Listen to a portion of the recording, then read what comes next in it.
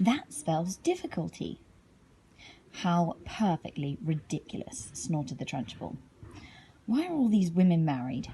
And anyway, you're not meant to teach poetry when you're teaching spelling. Cut it out in the future, Miss Honey." "But it does teach them some of the harder words wonderfully well," Miss Honey murmured. "Don't argue with me, Miss Honey," the headmistress thundered. "Just do as you're told. I shall now test the class in multiplication tables to see if Miss Honey has taught you anything at all in that direction." The Trunchbull had returned to her place in the front of the class, and her diabolical gaze was still moving slowly across the rows of tiny pupils. "You," she barked, pointing at a small boy called Rupert who was sitting in the front row. "What is 2 sevens?" 16, Rupert answered with foolish abandon. The Trunchbull started advancing slow and soft-footed upon Rupert in a manner of a tigress stalking a small deer.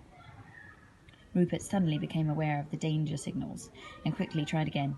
"It's 18, he cried. 2 sevens are 18, not 16.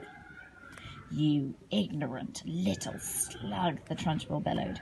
"You witless weed, you empty-headed hamster, you stupid glob of glue." She had now stationed herself directly behind Rupert, and suddenly she extended her hand the size of a tennis racket and grabbed all of the hair on Rupert's head in her fist. Rupert had a lot of golden curled hair. His mother thought it was beautiful to behold, and took a delight in allowing it to grow extra long. The Trunchbull had a great dislike for long hair on boys, and she had for plaits and pigtails on girls. And as she was about to show it, she took a firm grip onto Rupert's long golden tresses with her giant hand, and then, by raising her muscular right arm, she lifted the helpless boy clean out of his chair and held him aloft. Rupert yelled. He twisted and squirmed and kicked the air and went on yelling like a stuck pig, and Miss Trunchbull bellowed, 2 sevens are 14! 2 sevens are 14! I'm not letting you go till you say it." From the back of the class, Miss Honey cried out, "Miss Trunchbull, please let him down. You're hurting him. All of his hair might come out." "And well it might if he doesn't stop wriggling," snorted the Trunchbull. "Keep still, you squirming worm."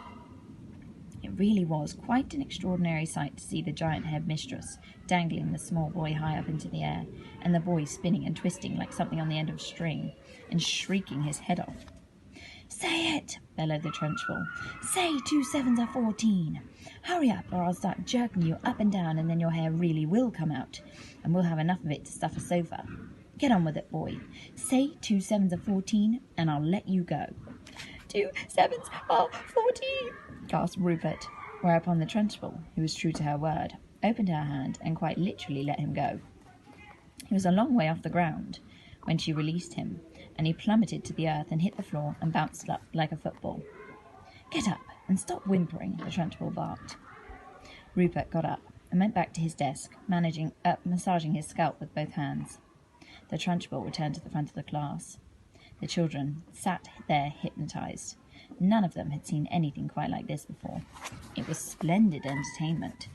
It was better than a pantomime, but with one big difference. In this room, there was an enormous human bomb in front of them, which was liable to explode and blow someone into bits at any moment. The children's eyes were riveted on the headmistress. "I don't like small people," she was saying. "Small people should never be seen by anybody. They should be kept out of sight in little boxes like hairpins and buttons. I cannot for the life of me see why children have to take so long to grow up. I think they do it on purpose." Another extremely brave little boy in the front row spoke up and said, "But surely you were a small person once, Miss Trunchbull, weren't you?" "I was never a small person," she snapped. "I've been large all my life, and I don't see why others can't be the same way."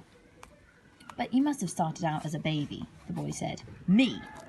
A baby?" shouted the Trunchbull. "How dare you suggest such a thing? What a cheek! What infernal insolence! What's your name, boy? And stand up when you speak to me." The boy stood up. "My name's Eric Ink, Miss Trunchbull," he said. "Eric what?" the Trunchbull shouted. "Ink," the boy said. "Don't be an arse, boy. There's no such name." "Look in the phone book," Eric said. "You'll see my father there, under Ink." "Well, very well then," the Trunchbull said. "You may be Ink, young man, but let me tell you something. You are not indelible. I'll very soon rub you out if you're trying to get clever with me. Spell what? I don't understand, Eric said.